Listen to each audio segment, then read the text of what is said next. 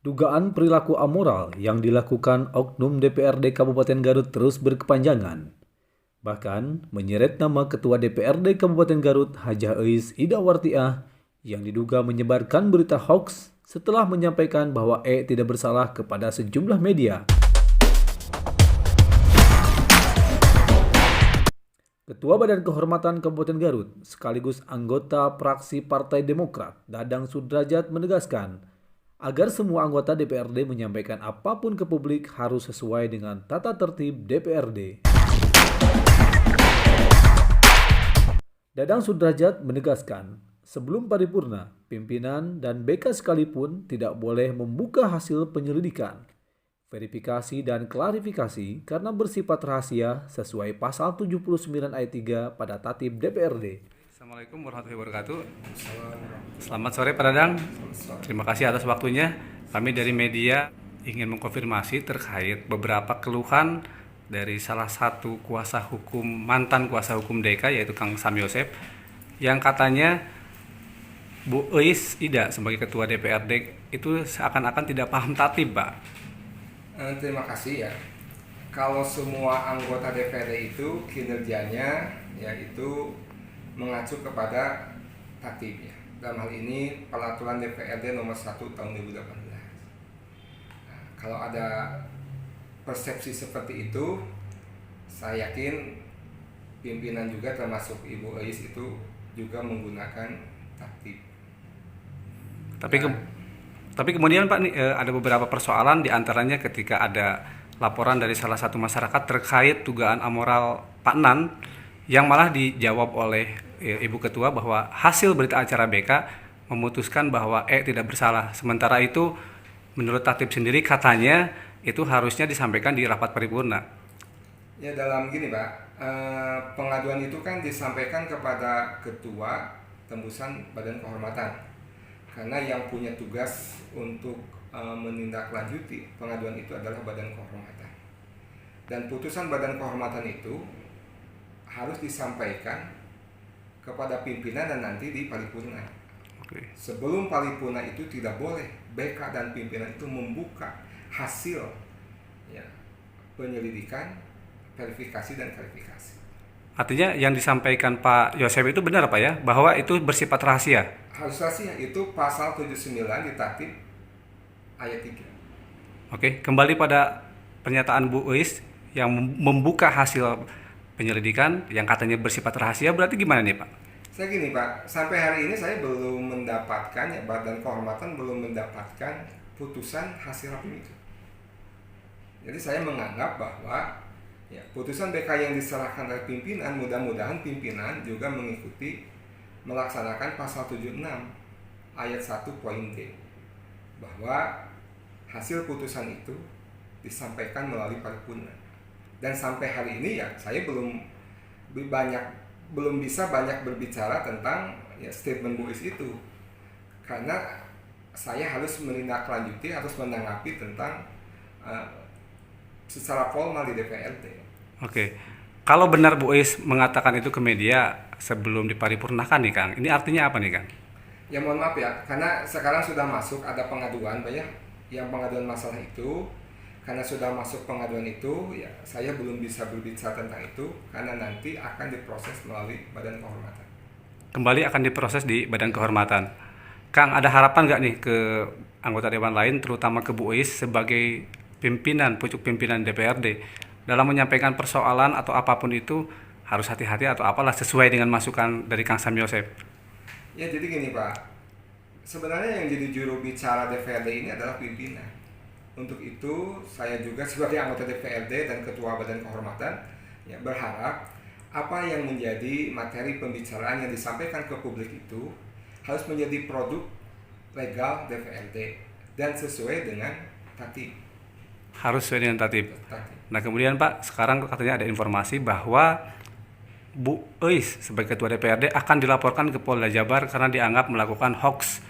Saya minta tanggapannya Pak. Ya itu kan hak semua warga negara. Dan ya nanti juga hak Bu Eis juga nanti akan menjawab itu kan. Oke. Jadi mohon maaf saya tidak punya kompetensi itu. Oke, nah salah satu pertanyaan juga dari masyarakat ketika hasil berita acara dibawa ke rapat pimpinan, sementara salah satu terlapornya adalah wakil pimpinan itu sendiri. Kira-kira apa yang akan dibahas?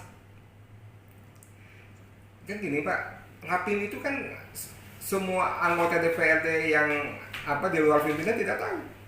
Bahkan hari ini juga saya bilang produk Rapim itu saya belum baca, Belum ada ya? belum ada. Kenapa? Saya sebagai BK pegang pasal 76 ayat 1 poin D itu adalah bahwa keputusan DPRD itu yang menyangkut tentang hasil kerja BK itu harus dari paripurna. Maka kami menganggap ya itu tidak harus ditanggapi ya. Kenapa? Karena legalnya itu harus di paripurna.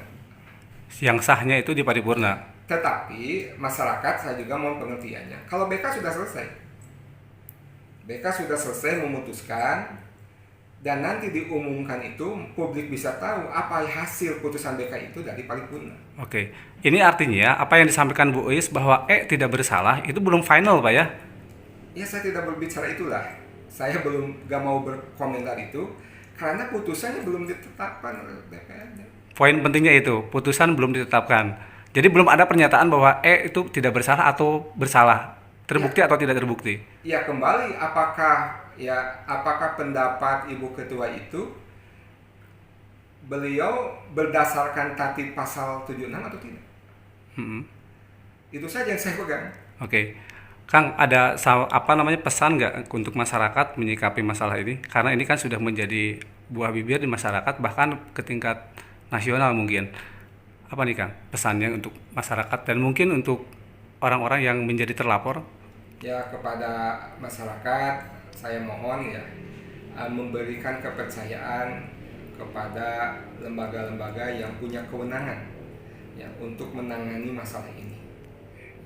DPRD juga melalui BK-nya ya, tolong diberikan kepercayaan. Dan kami walaupun sudah memutuskan, sekarang ada lanjut lagi kan pelaporan-pelaporan masuk ya, dan mudah-mudahan ya pimpinan, anggota DPRD juga semuanya taat patuh kepada tatib ya.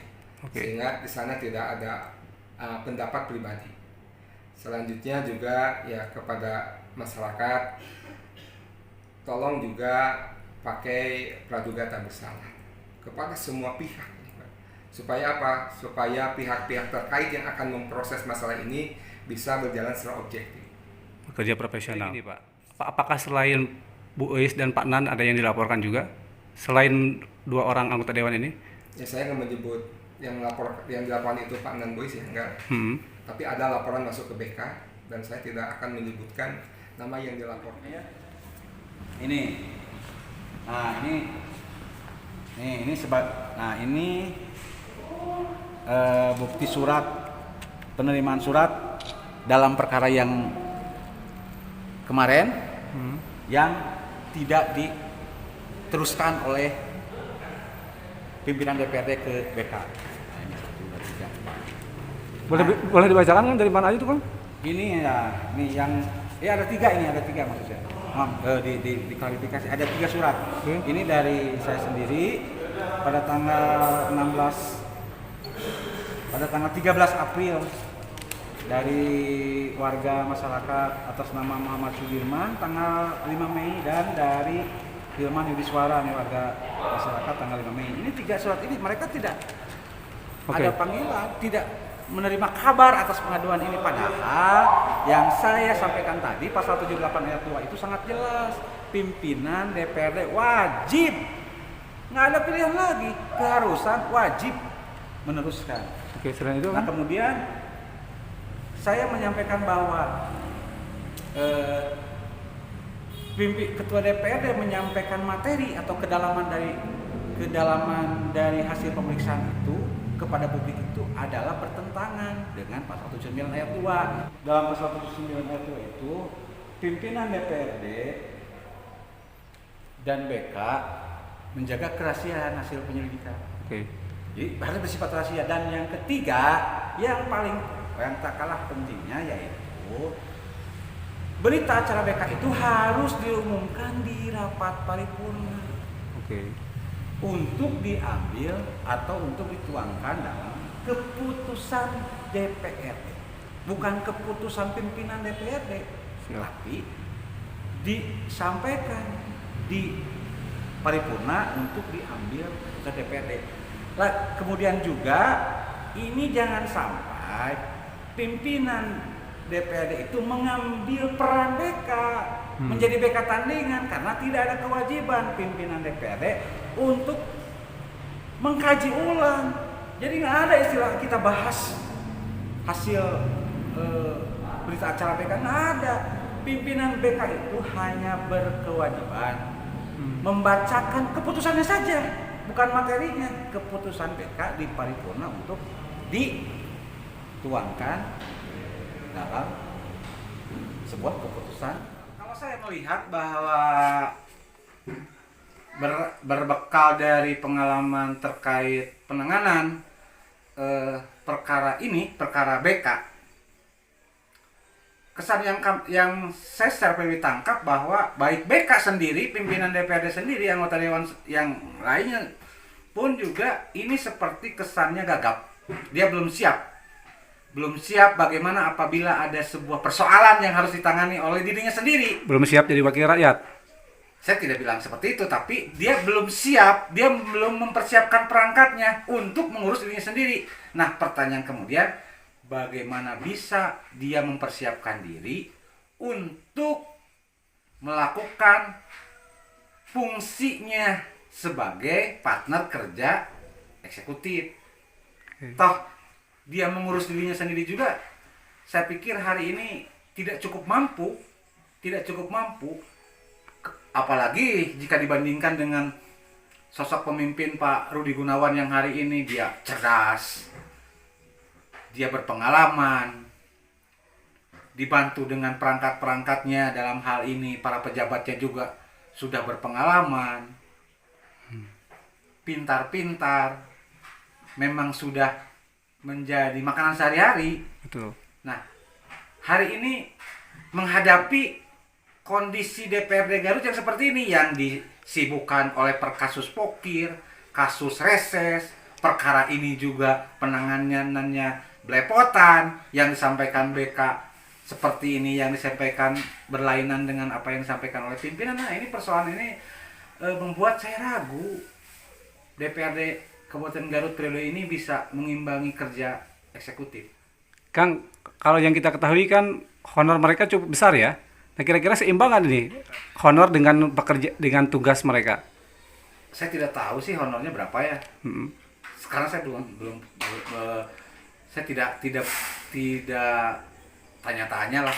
Tetapi ini lebih ke penilaian bahwa ada sebuah kepercayaan dari publik, ada sebuah kepercayaan dari konstituen yang harus dipegang dengan sungguh-sungguh dalam melaksanakan tanggung jawabnya, janjinya kepada konstituennya masing-masing untuk memperjuangkan haknya dalam bentuk kebijakan-kebijakan yang senantiasa keberpihakan dengan masyarakat.